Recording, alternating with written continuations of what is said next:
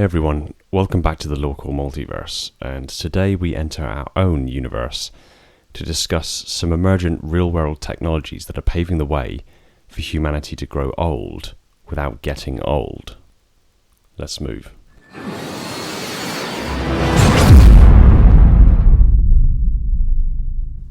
Growing up, my grandfather was a man I certainly looked up to. For a retired man, he was in remarkably good health. He seemed like a mountain of a man to me. He was always tending to his garden that he planted with all and sundry of vegetables and fruits. He built greenhouses, sheds, and huge 7-foot wind-breaking fences to keep the garden performing.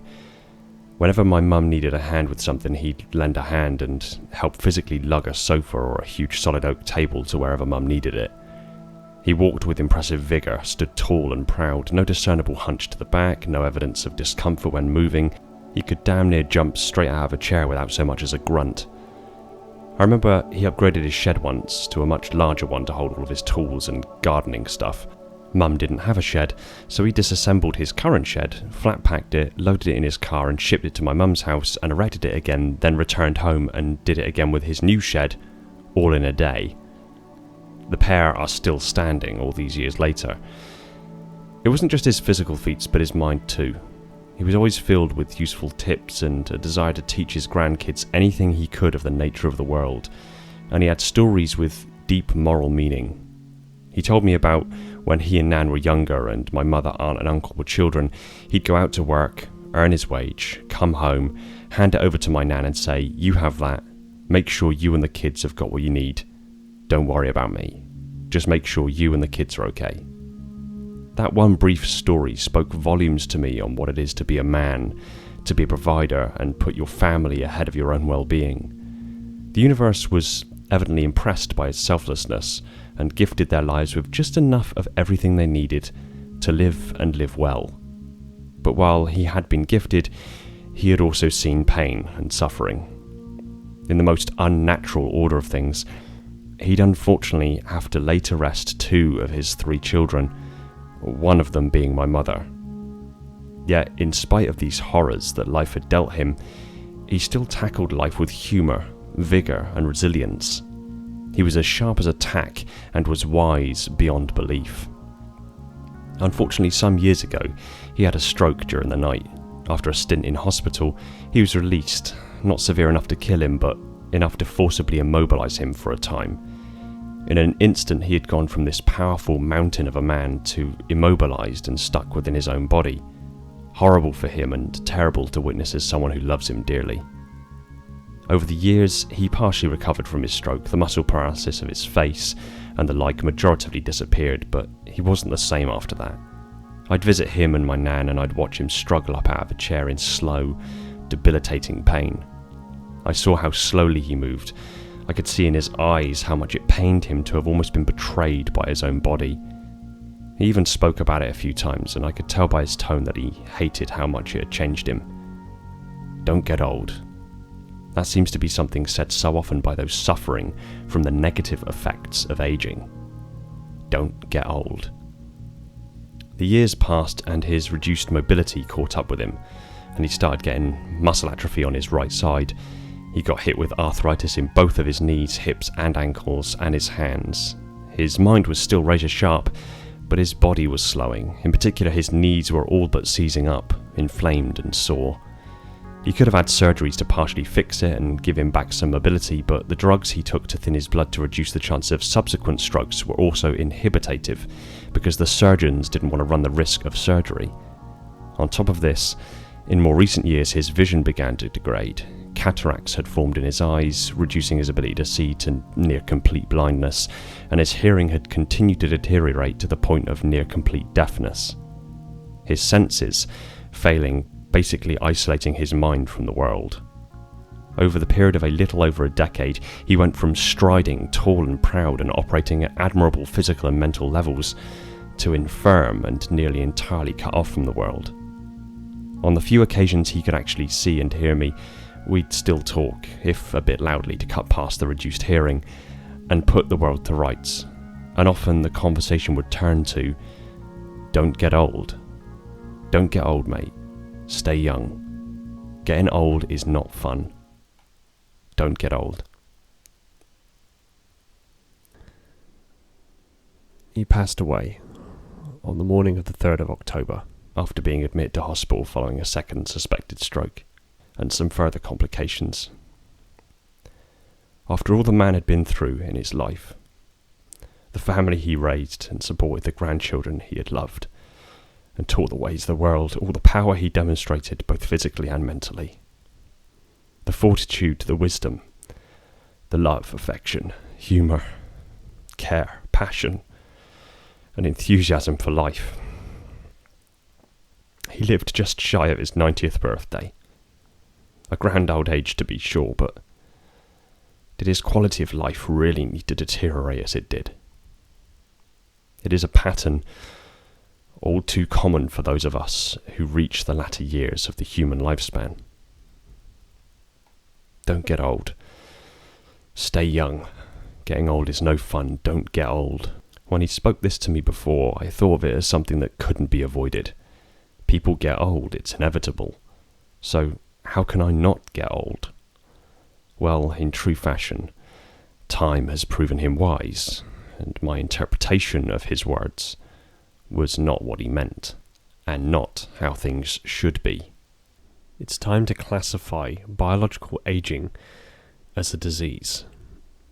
These were the words of an international research team who published their work in 2015 looking into the pathological processes that we encounter as we get older.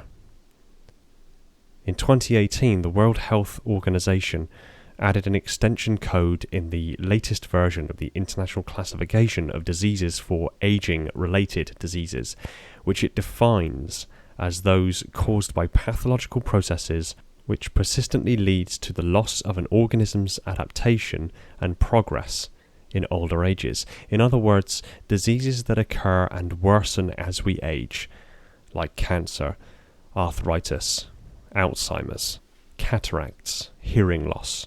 And while it's still early days, that decision, that categorization, may pave the way for defining aging as a disease.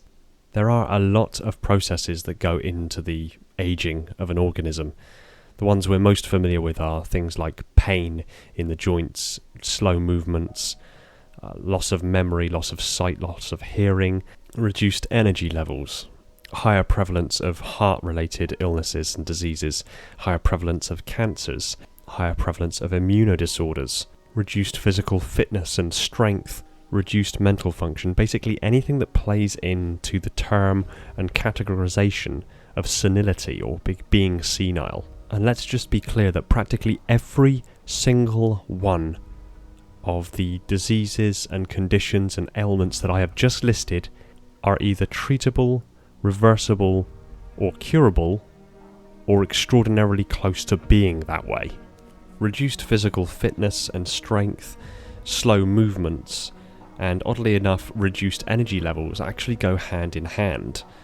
The reason why we have reduced energy levels later on in life is because our muscles lose mass and become less flexible, which means that tasks that once we performed with no effort become strenuous and tire us out faster. This often progresses unnoticed until even the act of walking can become tiring, at which point our energy levels are drained to near zero. After middle age, adults lose approximately 3% of their muscle strength every year on average. This is a process called sarcopenia and is basically categorized by a balance of a process that allows for muscle growth and muscle tear down.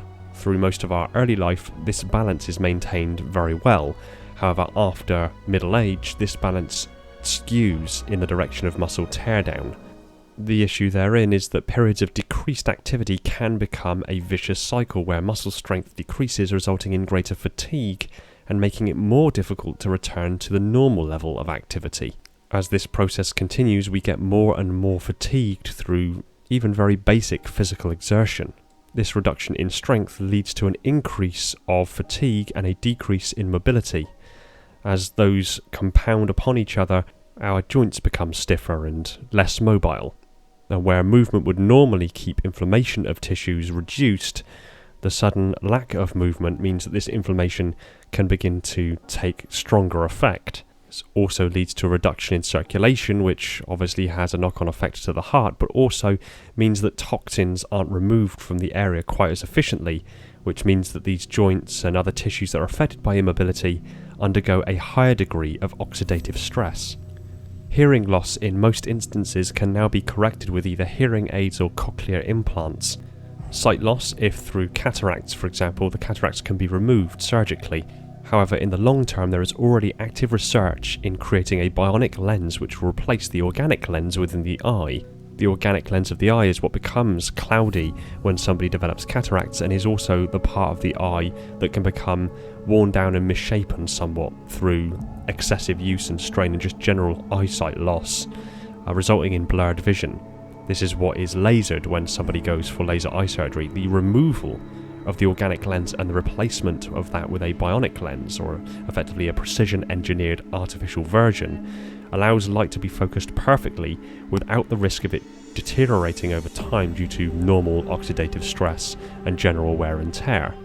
The current developments in these bionic lenses do indicate that a person can have 3 times the visual acuity of somebody with a normal organic lens should they be implanted with the bionic lens, and will give them perfect vision for the entirety of their lifetime.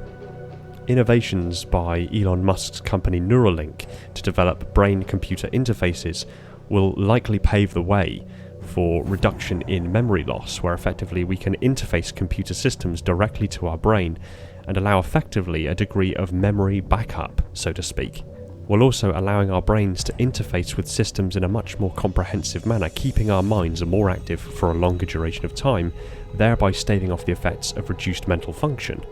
On top of this, even general treatment with pharmaceutical drugs are paving the way for reduced memory loss and increased cognitive function much further into the later stages of life.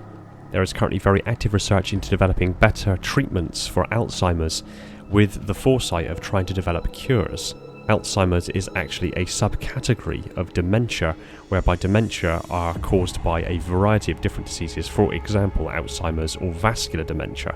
In the case of vascular dementia, this is basically a form of dementia caused by reduced blood flow to the brain.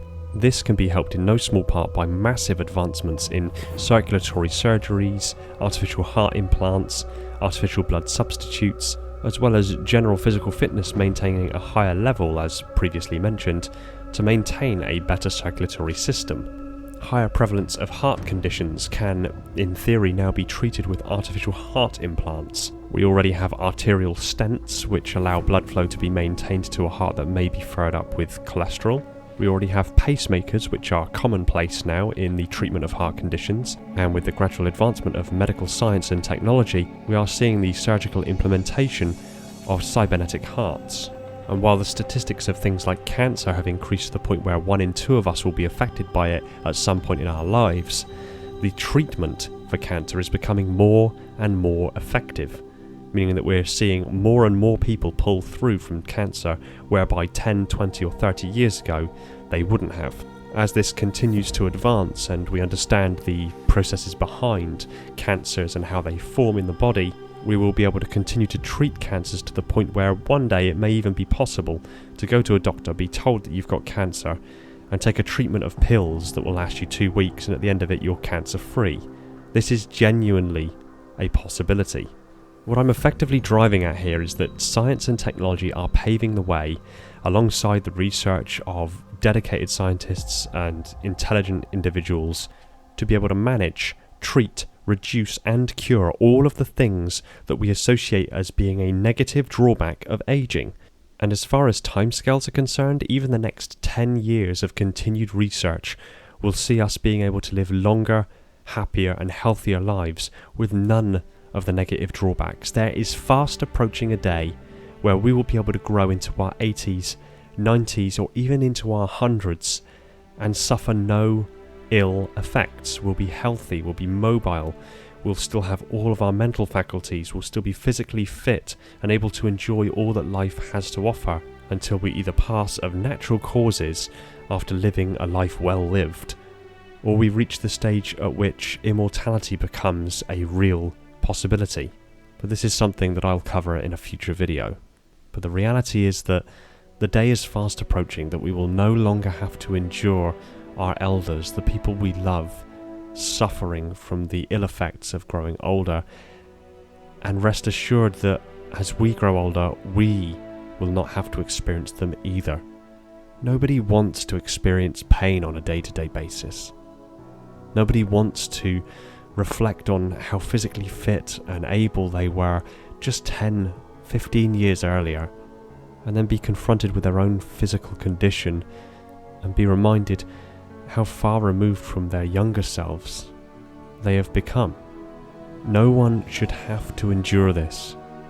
And with the continued research that's being performed, and that one day soon, no one will have to. My grandfather was immensely powerful and infused with life. He had seen the joys and horrors of life in equal measure, and in his latter years he was tested to his breaking point as his own body began failing him.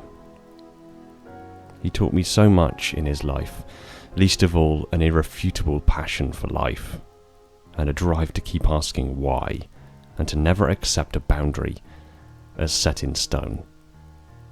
Technology is becoming available now to mean that we as a species may not have to keep suffering the infirmities that we have come to associate with growing older.